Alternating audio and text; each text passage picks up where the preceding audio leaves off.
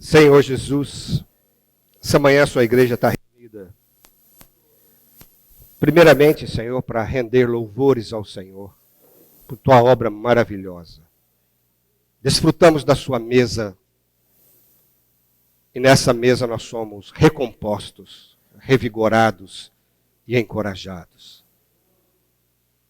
Que o Senhor possa ter se alegrado conosco, Senhor, nesse banquete. Também a sua igreja está reunida, Senhor, para ouvir a sua palavra. Desejamos, ó Pai, que o teu Espírito atue no coração de cada irmão, de cada irmã, para que aquilo, Senhor, que nós não consigamos, ó Deus, transmitir, que o Senhor possa fazer por nós. O Senhor vai além do que somos.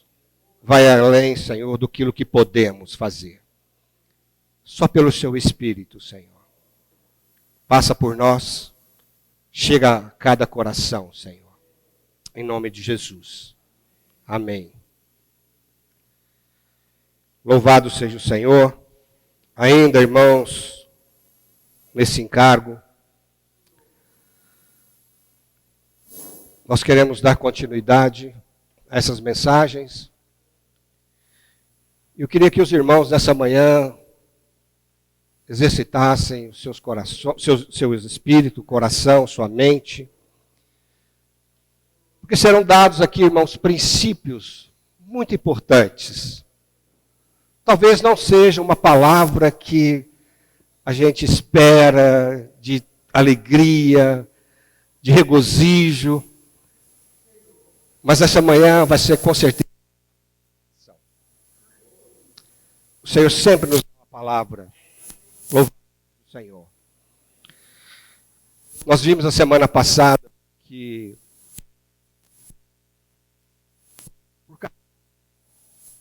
a arca nos ombros, o Senhor, por carregar a arca nos ombros, o Senhor fez maravilhas no meio do povo. Atravessaram o rio Jordão, barrando as águas, derrubaram as muralhas de Jericó. E o povo entrou na boa terra, conforme o Senhor tinha prometido. Inicialmente, Josué acampou-se com toda a congregação em Gilgal, posteriormente levou para Siló a tenda da congregação ou o tabernáculo e colocou em Siló o testemunho de Deus, a arca de Deus dentro do tabernáculo. E passados mais ou menos 350 anos, que é um tempo considerável para o povo de Israel, que saiu do deserto e agora estava vivendo no meio de um povo idólatra, de um povo mundano, com certeza, irmãos, alguma coisa influenciou o povo de uma maneira muito negativa.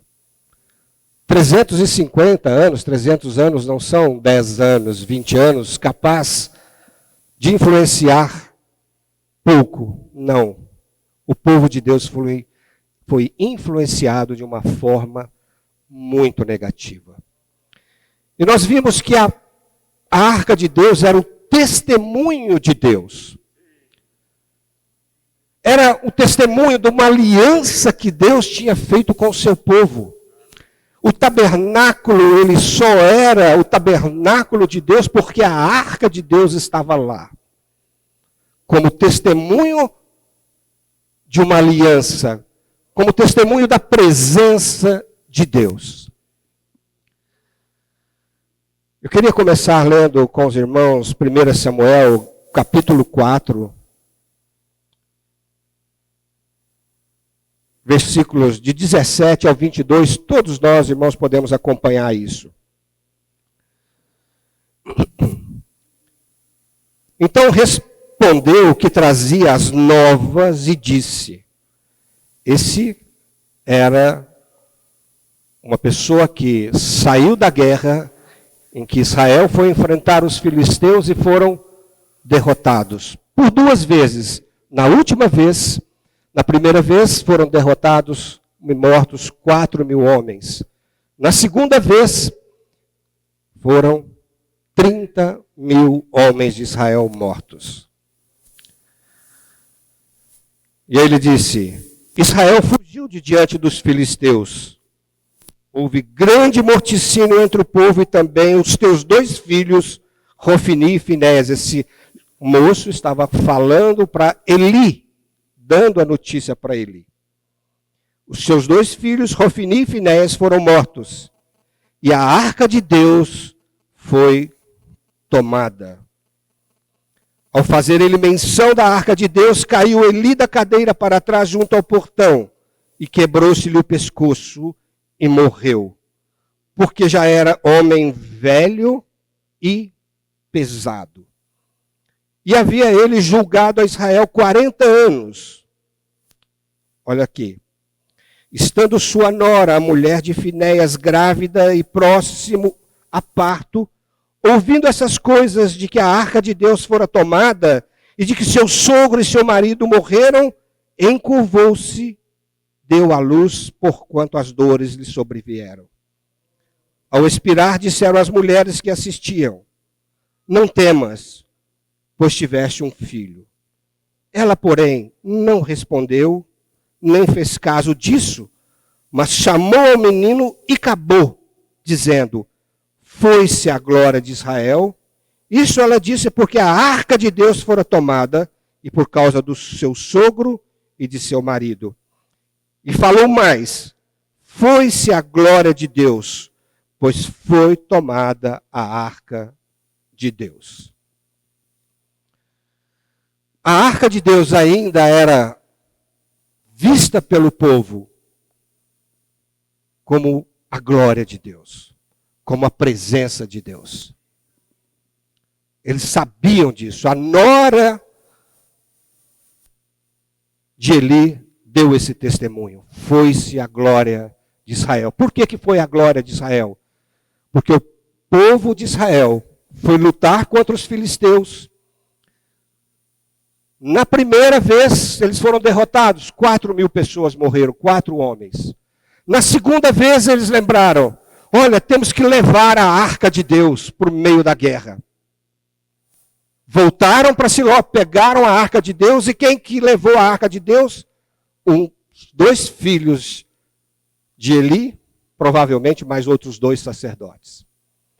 E ali, mesmo com a arca, aquela arca que tinha o poder de abrir o rio, de derrubar as muralhas, ela não foi capaz de derrotar os filisteus como das outras guerras.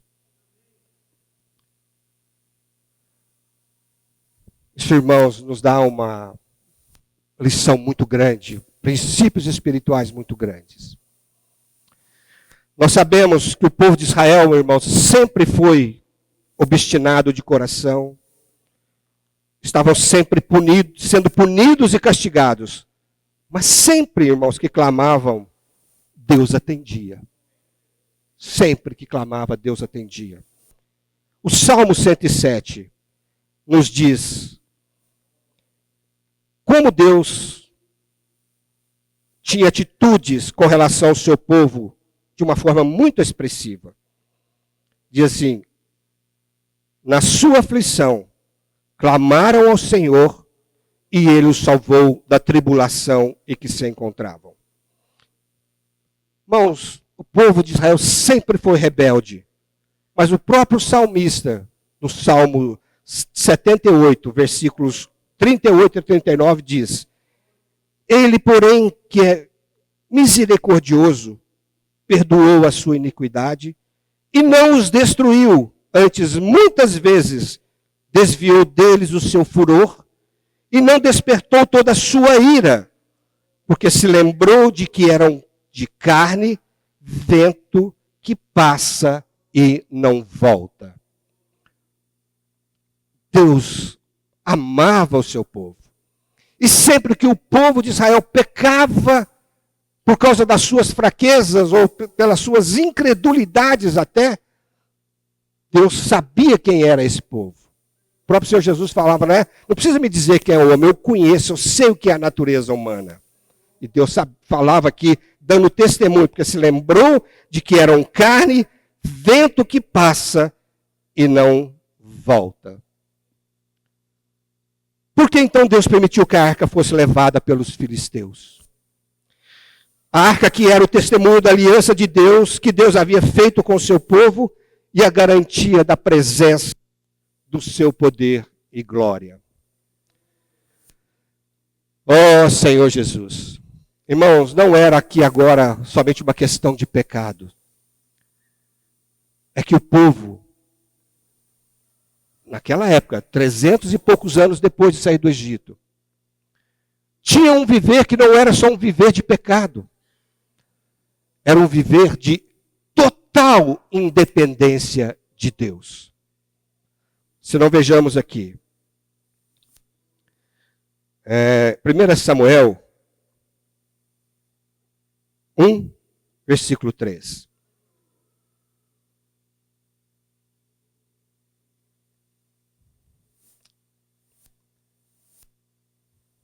De ano em ano, esse aqui, 1 Samuel, vamos ler aqui.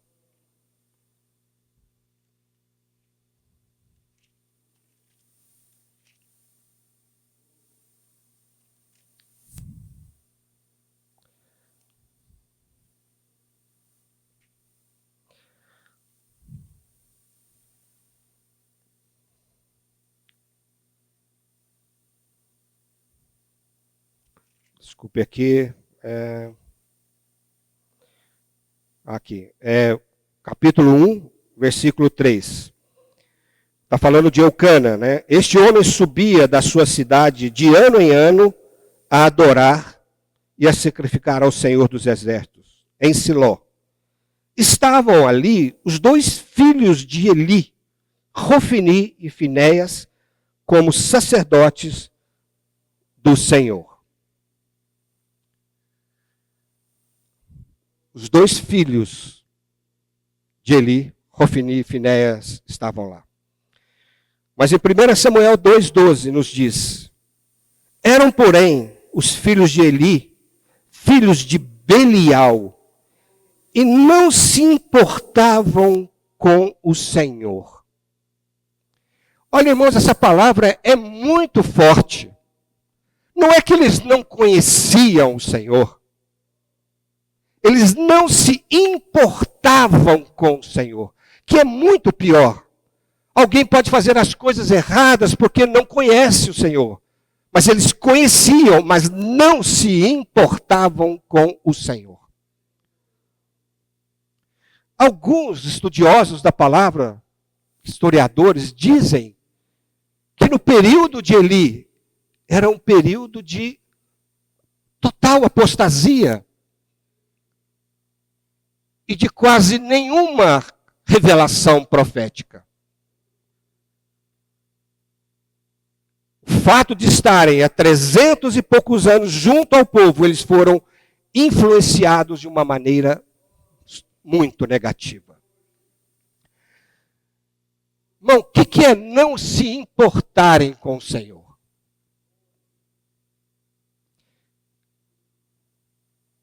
Vou ler aqui. Olha só, 1 Samuel 2,17. Era, pois, muito grande o pecado desses moços perante o Senhor, porquanto eles desprezavam a oferta do Senhor.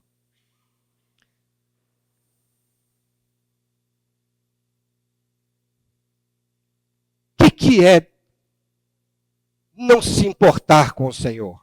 Esses sacerdotes que faziam o sacrifício, aqui a palavra diz que eles não se importavam com as ofertas do Senhor. A palavra aqui em Samuel diz que eles e seus moços, os seus ajudantes, quando estavam fazendo o sacrifício, e a palavra de Deus diz que quando era feito um sacrifício, os sacerdotes, eles tinham a sua porção do sacrifício. Isso Deus estabeleceu em Arão. quando estava fazendo sacrifícios, eles pegavam as partes melhores para eles, uma quantidade maior. O sacrifício ele tinha que ter a sua gordura queimada, mas antes que a gordura fosse queimada e oferecida como um sacrifício, como um aroma suave ao Senhor, aquela gordura, eles iam lá e exigiam do sacrificante lá, da pessoa que fazia o sacrifício, de dar essa carne para eles. Irmãos, parece que isso é uma coisa tão pequena aos nossos olhos. Mas, irmãos, isso era tudo que os sacerdotes tinham que fazer, era obedecer e obedecer o sacrifício de uma forma que Deus tinha estabelecido. Então, não se importar com o Senhor era aquela oferta que deveria ser queimada, aquela gordura, e fala que subia como um aroma agradável ao Senhor, e o Senhor cheirava aquele aroma, e o Senhor via essa oferta é para mim, desse ofertante. E os seus pecados eram perdoados. Os seus pecados eram o quê? Os seus pecados eram cobertos diante do Senhor.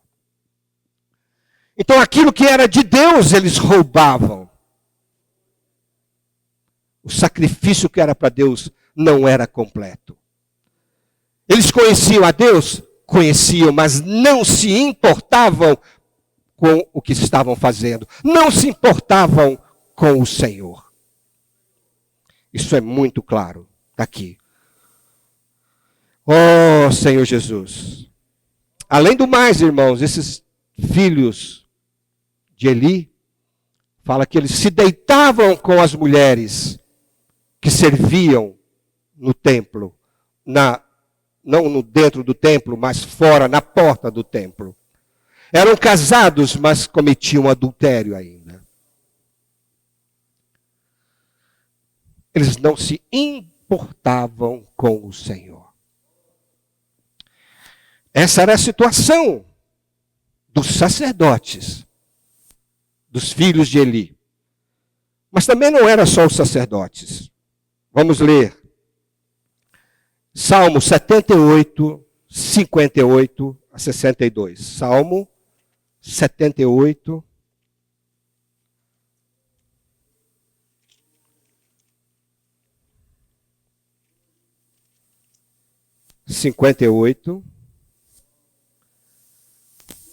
Diz aqui: pois provocaram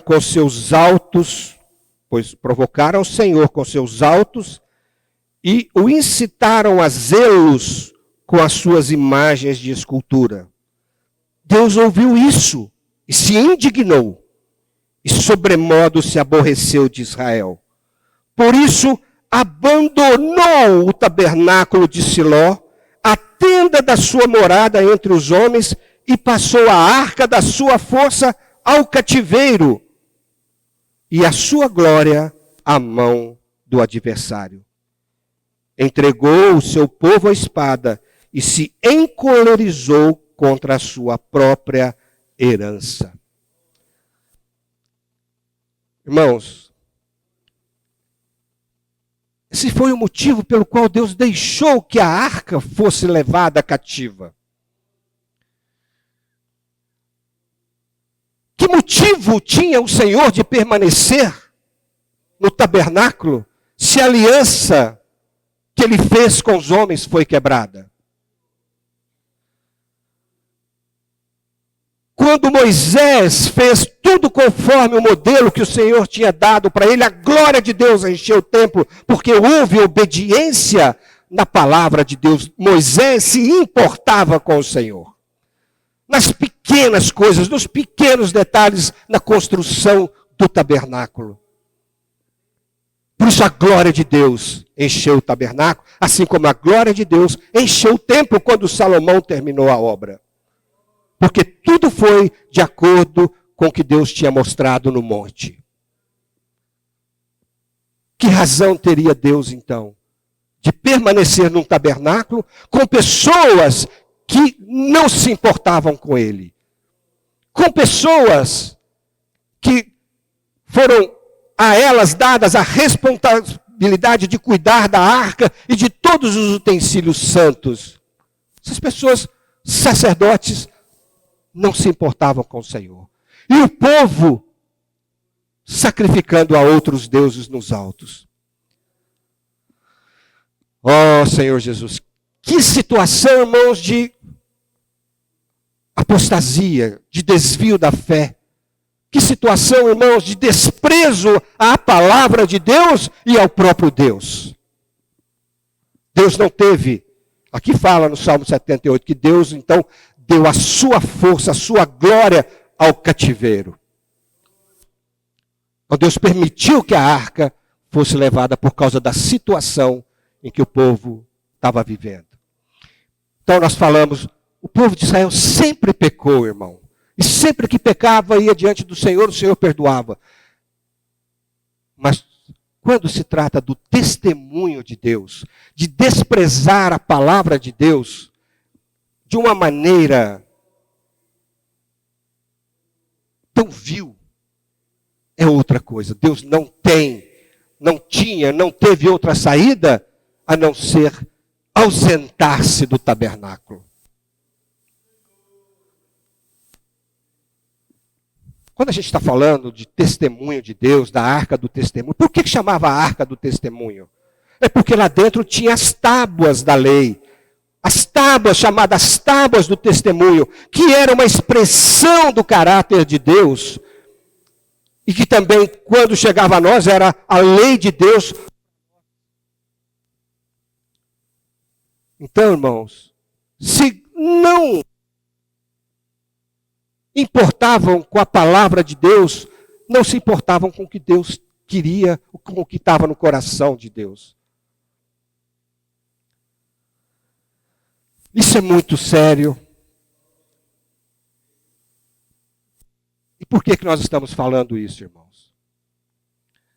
Assim como o povo que recebeu a lei de Deus no deserto, e agora estava entre os povos de Canaã, recebendo influências, eles foram completamente vencidos por esse mundo.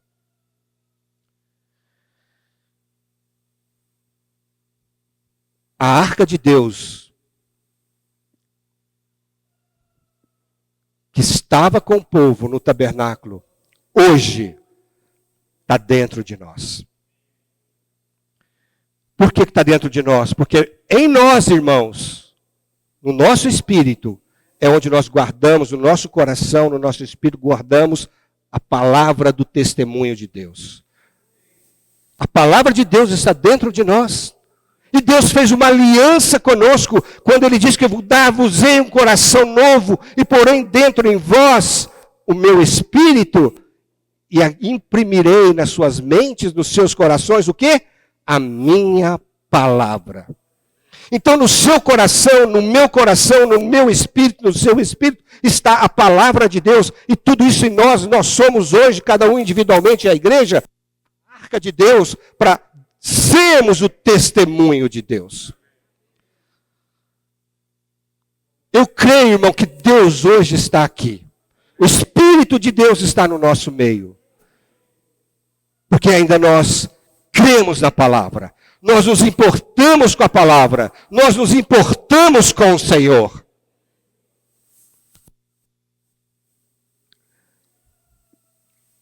Eu queria falar um pouco sobre essa situação, irmãos, do povo de Israel e dos sacerdotes.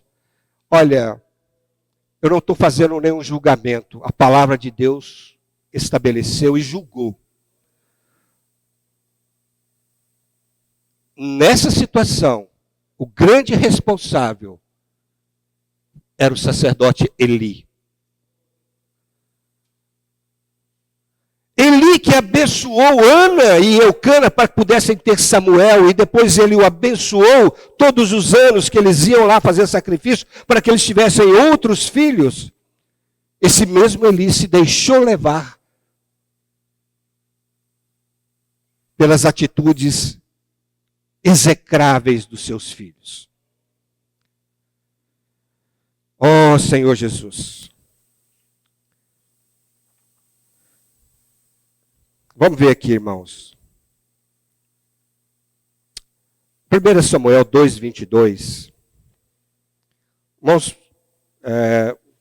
não tirem conclusões precipitadas, eu vou voltar, tá? Para poder explicar isso um pouquinho. E isso é a prática do nosso viver. 1 Samuel 2:22.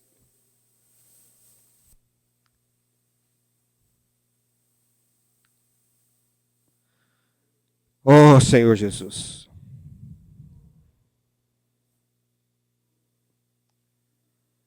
Era, porém, Eli já muito velho, e ouvia tudo quanto seus filhos faziam a todo Israel, e de como se deitavam com as mulheres que serviam à porta da tenda da congregação. E disse-lhes: por que fazeis tais coisas? Pois todo este povo ouço constantemente falar do vosso mau procedimento. Não, filhos meus, porque não é boa essa fama que ouço. Estais fazendo transgredir o povo do Senhor. Pecando o homem contra o próximo, Deus lhe será árbitro. Pecando, porém, contra o Senhor, quem intercederá por ele? Entretanto, não ouviram a voz do pai, porque o Senhor os queria matar. Mas o jovem Samuel crescia em estatura e favor diante do Senhor e dos homens. Ele sabia. E aqui parece que ele deu uma chamada nos seus filhos. Mas é interessante, irmão, que isso aqui me parece ser contraditório, se a gente pensar, com o que o Senhor falou depois para Samuel. Ele diz aqui, no capítulo 3, versículo 12. Naquele dia, Deus falando para Samuel, uma criança ainda, um jovem, muito jovem. Naquele dia, suscitarei contra Eli tudo quanto tenho falado com respeito à sua casa. Começarei e o cumprirei, porque já lhe disse que julgarei a sua casa para sempre, pela iniquidade que ele bem conhecia, porque os seus filhos se fizeram execráveis, e ele não os repreendeu. Ali parece que há uma repreensão. Mas Deus está dizendo que Eli não repreendeu os seus filhos.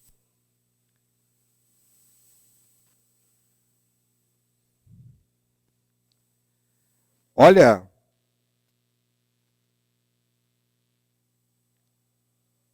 portanto, jurei à casa de Eli que nunca lhe será espiada a iniquidade, nem com sacrifício e nem com oferta de manjares. Ficou Samuel deitado até pela manhã, e então abriu as portas da casa do Senhor, porém temia revelar a visão a Eli. Chamou Eli a Samuel e disse: Samuel, meu filho. Ele respondeu: eis-me aqui. Então ele disse: que é que o Senhor te falou? Peço-te e que não encubras. Assim, Deus te faça o que bem lhe aprouver, se me encobrires alguma coisa de tudo que te falou. Então Samuel lhe referiu tudo e nada lhe encobriu. Olha a resposta de Eli. É o Senhor. Faça o que bem lhe aprouver.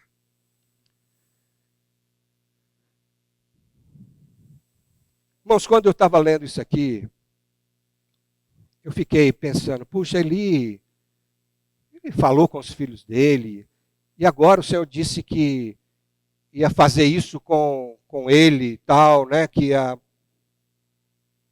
acabar com a família dele, com a geração dele e tal. E Eli está dizendo, não, é o Senhor, faça o que lhe aprouver. Irmãos, um sacerdote que foi escolhido por Deus para ser o líder espiritual de uma nação, não poderia falar jamais uma coisa dessa. Pensa, irmãos.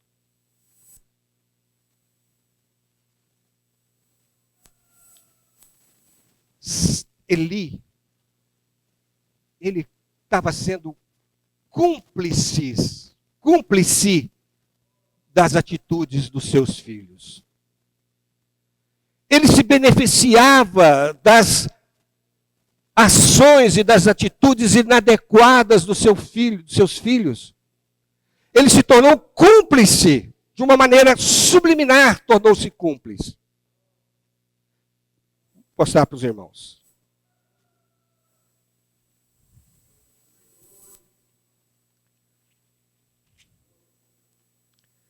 Vamos ler o capítulo 2, versículos 27, diz assim: Veio um homem de Deus a Eli e lhe disse: Assim diz o Senhor, não me manifestei na verdade, a casa de teu pai, estando os israelitas ainda no Egito e na casa de Faraó?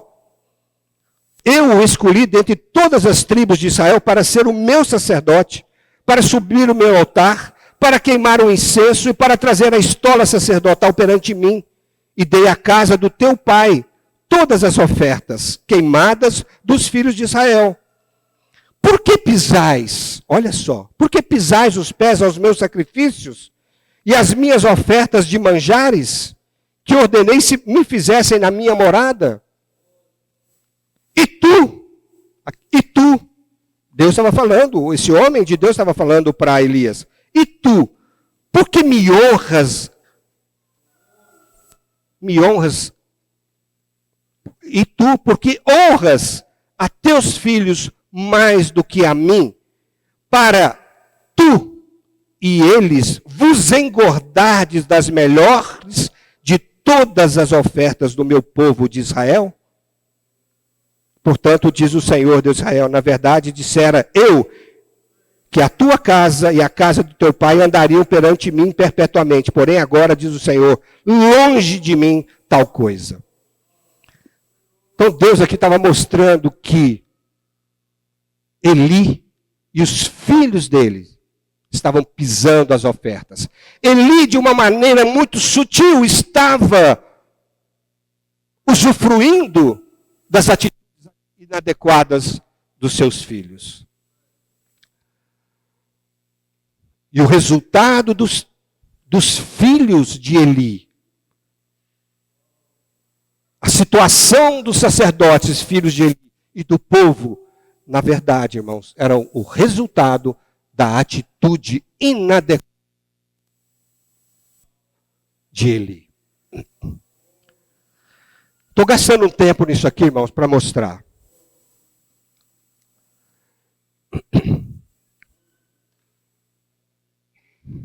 Você e eu fomos, por Deus, na nova aliança, constituídos sacerdotes de Deus. Os irmãos creem nisso? Em 1 Pedro fala que vós, porém, sois raça eleita, sacerdócio real, nação santa.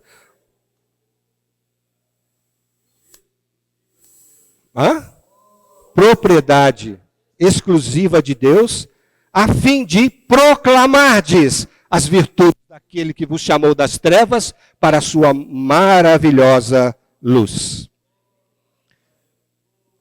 Hoje, na nova aliança, irmãos, nós somos sacerdotes de Deus.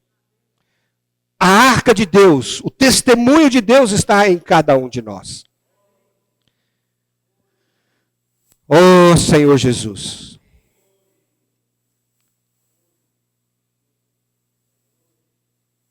A responsabilidade, irmãos, de zelarmos pela palavra de Deus é nossa.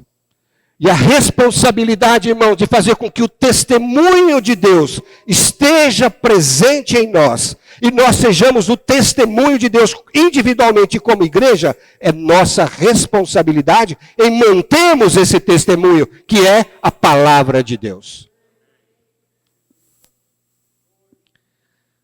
Vivemos uma situação hoje, irmãos, e aí vem a prática, vivemos uma situação hoje em que a apostasia, ela se intensifica.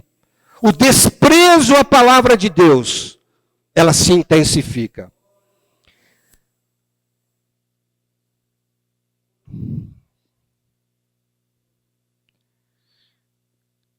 E essa apostasia, irmãos, começa no mundo e vem para a igreja. Bom, Vou falar uma palavra aqui.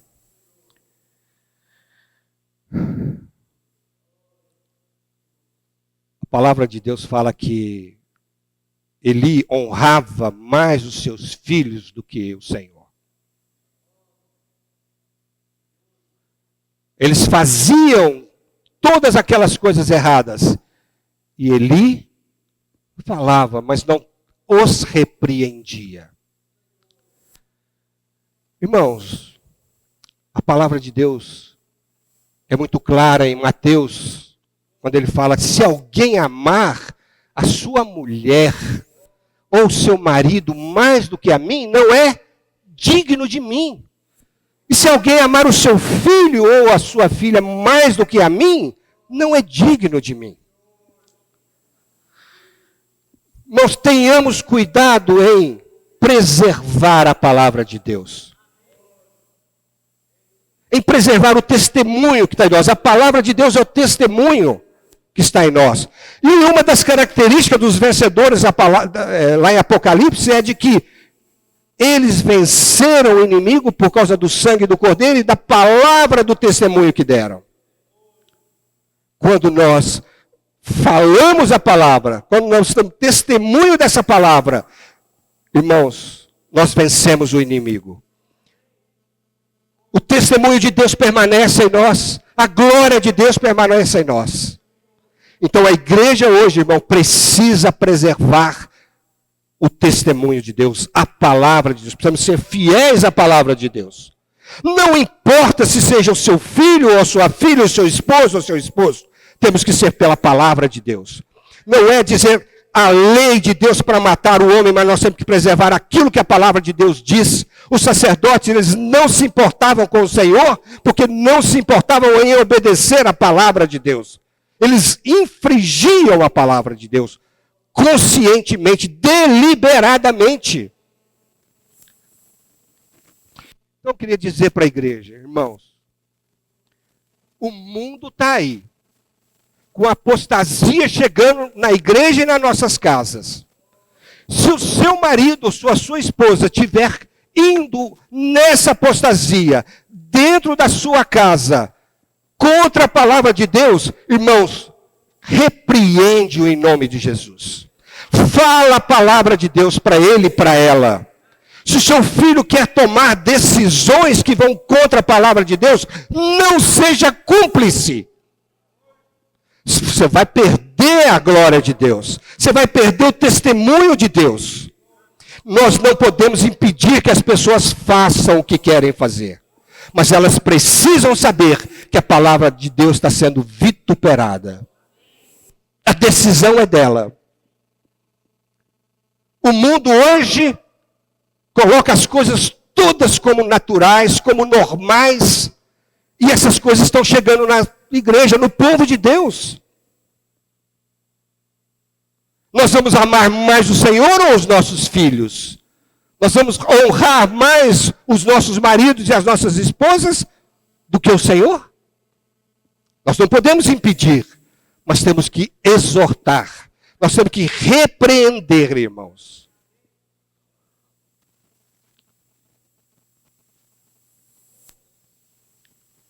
Você pode dizer, olha, você toma essa atitude, mas saiba que você está indo contra a palavra de Deus e eu não sou um com você. Não conte com o meu apoio nessa situação.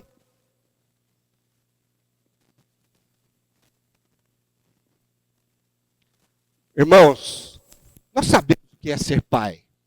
Nós sabemos o que é ser mãe. Nós amamos de uma certa forma que às vezes nós somos tentados a passar um pano e dizer, não, o Senhor é bom, o Senhor é gracioso, a graça de Deus é suficiente. Irmãos, a palavra de Deus não mudou. 300 anos que o povo deixou o deserto e foi para a boa terra, e agora convivendo no meio da apostasia, eles mudaram, mas a palavra de Deus não mudou. A palavra era para guiá-los, a palavra para exortá-los, a palavra era para que eles pudessem levar outras pessoas a obedecerem à palavra de Deus. e não serem dominados, convencidos. Oh, Senhor Jesus. Irmãos, essa palavra é muito solene para a igreja nos dias de hoje. Irmãos, vamos tomar cuidado, irmãos. O que o mundo hoje chama de normal,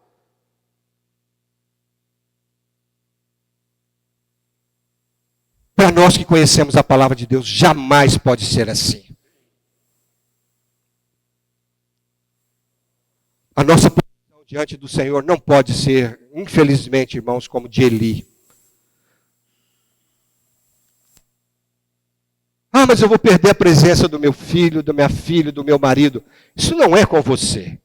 Seja absoluto pela palavra de Deus e diga, Senhor, essa situação que essa pessoa está tomando, eu não sou não concordo. E o Senhor toma conta. Não vou ser cúmplice, Senhor, em desobedecer a sua palavra. Irmão, se nós agirmos assim, essa palavra que nós falarmos será uma semente para o Espírito Santo poder trazer de volta, para restaurá-lo. Irmãos, mais uma vez, não sejamos cúmplices das obras infrutíferas das trevas. Não honremos mais os nossos filhos do que ao Senhor. Não honremos mais os nossos maridos e esposas mais do que o Senhor. Eu vou ficar sem meu marido se eu falar isso. Seja fiel ao Senhor, que Ele vai ser fiel a você. Eu vou ficar sem o meu filho se eu falar isso. Seja fiel ao Senhor. Seja fiel ao Senhor. No tempo, Ele vai te honrar. Então, irmãos, a arca foi levada porque Deus já não estava mais no tabernáculo. Deus não podia conviver com aquela situação. Louvado seja o Senhor.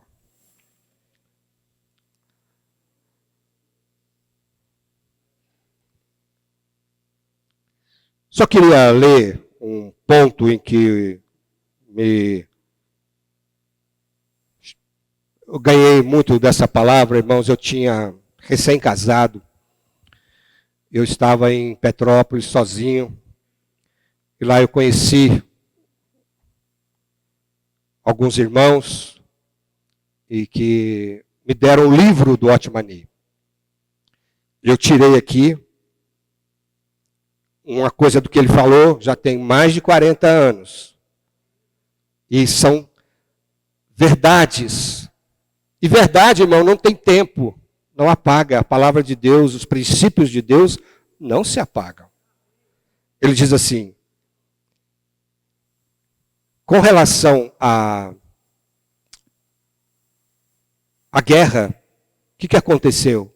Na primeira vez eles foram derrotados, 4.000 morreu. Depois eles lembraram, por que nós não derrotamos os nossos inimigos? É porque nós não levamos a arca do Senhor. Levaram a arca do Senhor e morreram 30.000. O problema não estava na arca, a arca era a mesma, o problema estava neles, no coração deles. E Deus não podia honrar o seu viver. Não era a arca que faria sem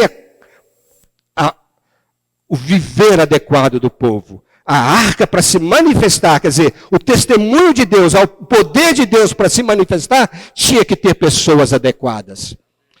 E fala ali que Ofni e Finéias, os filhos de Eli, foram levar a arca. Ora, Deus não é um Deus religioso.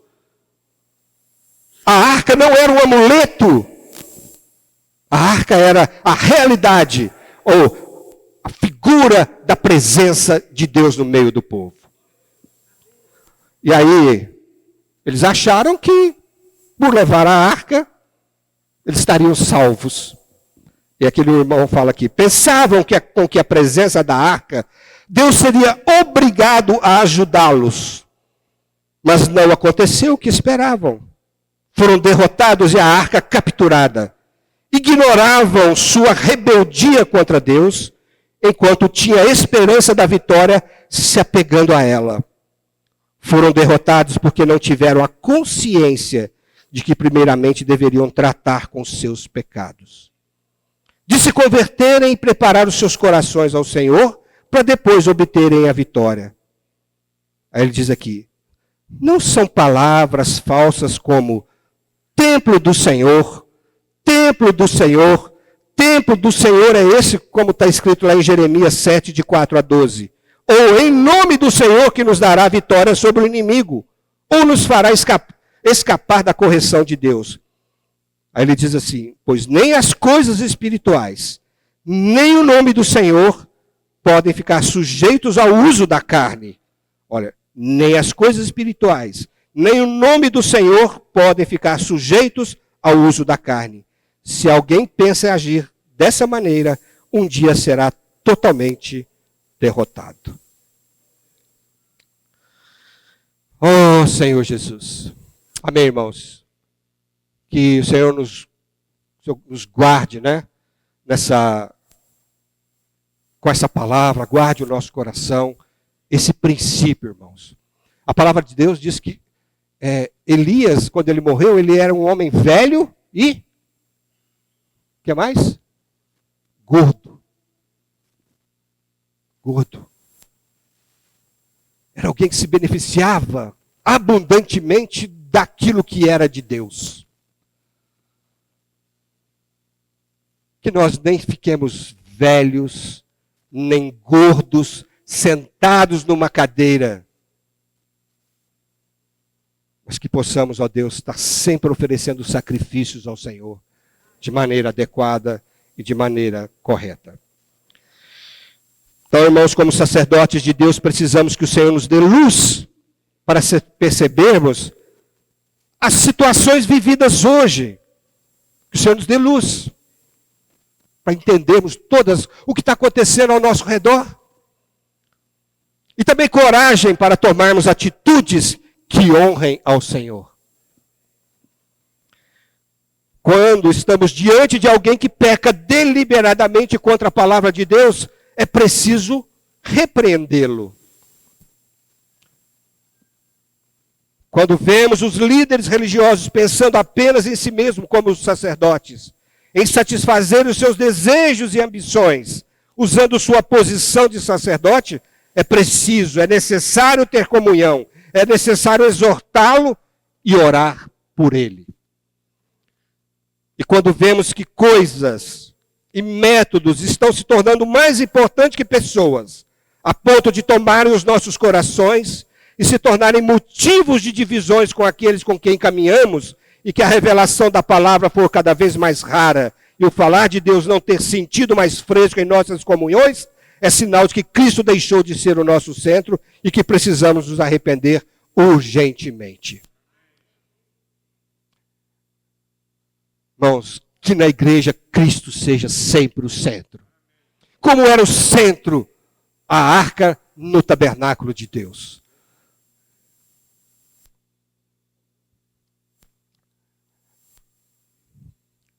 Só foi, irmão, possível a arca ser levada porque Deus abandonou o tabernáculo. O homem quebrou a aliança com Deus. Mas do lado de Deus, irmãos, a aliança, ela é eterna. Ela é permanente. O testemunho de Deus, ele zela por ele.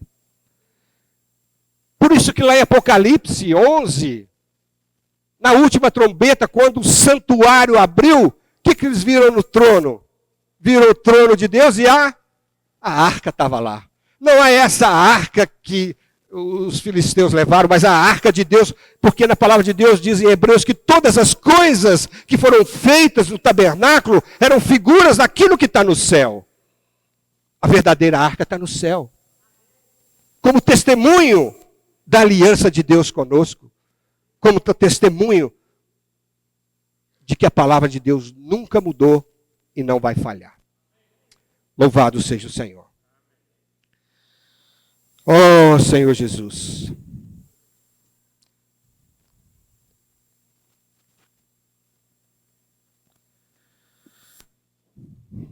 Bom, não tem jeito não, eu não consigo acabar, viu? Eu vou só falar rápido.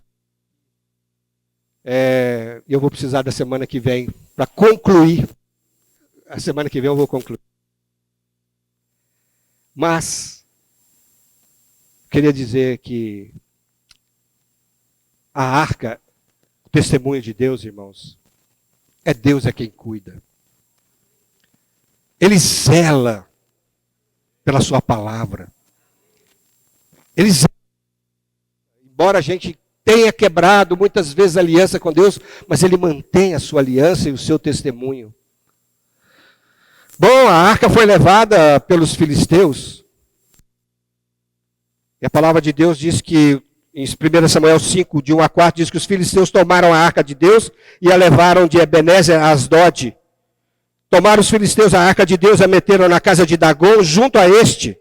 Levantando-se, porém, de madrugada os de Asdod, e no dia seguinte, eis que estava caído Dagom com o rosto em terra, diante da arca do Senhor, tomaram-no e tornaram a pôr no seu lugar.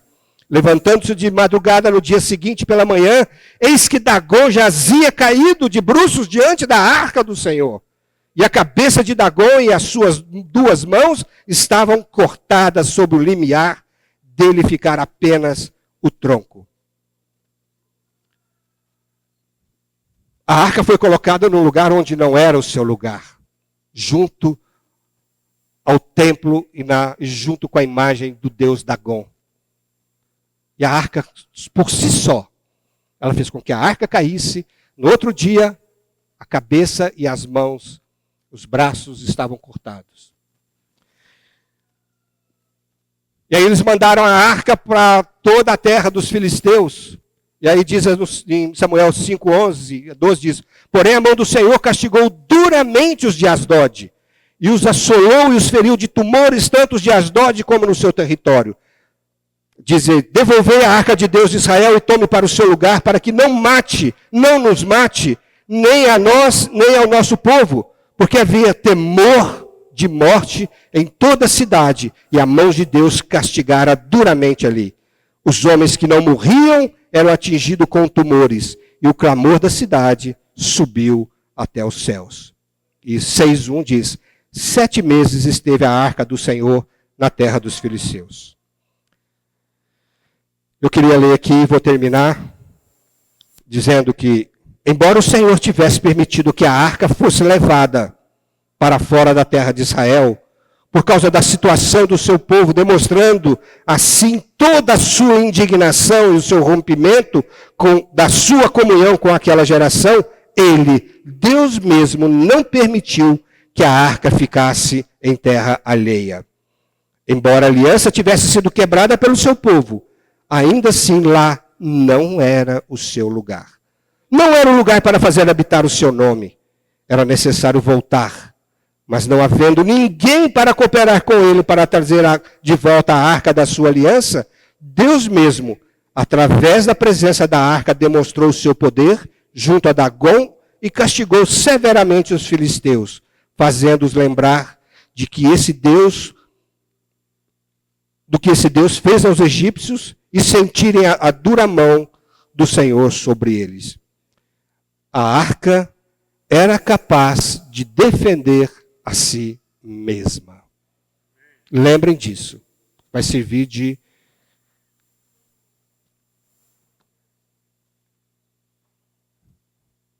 uma ponte para a próxima mensagem. Irmãos, quando Deus não tem ninguém para cuidar do seu testemunho, Ele mesmo vindica, Ele mesmo cuida. A arca demonstrou ali na terra dos filisteus que era por si só capaz de se defender. É evidente, irmãos, que quando não tem ninguém para cuidar das coisas de Deus, quando não tem ninguém para se importar com o Senhor, Ele vindica a sua glória e a sua santidade. Oh, Senhor Jesus. Eu vou ficar por aqui. Na próxima mensagem, nós veremos que foi inventada uma maneira pelos filisteus de levar a arca de Deus. Que o povo com que Deus contava para que a arca voltasse para Jerusalém de uma forma normal, não cooperou, até que Deus encontrou um homem segundo o seu coração, Davi.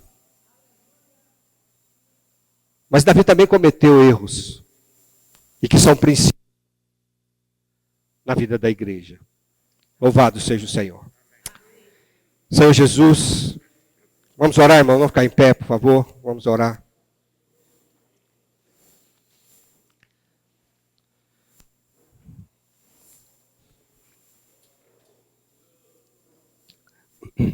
Senhor, queremos te agradecer pela sua palavra. Que tudo que foi falado, Senhor, possa estar gravado no nosso coração. Só o seu Espírito pode nos revelar. Só o seu Espírito pode nos fazer guardar essas palavras.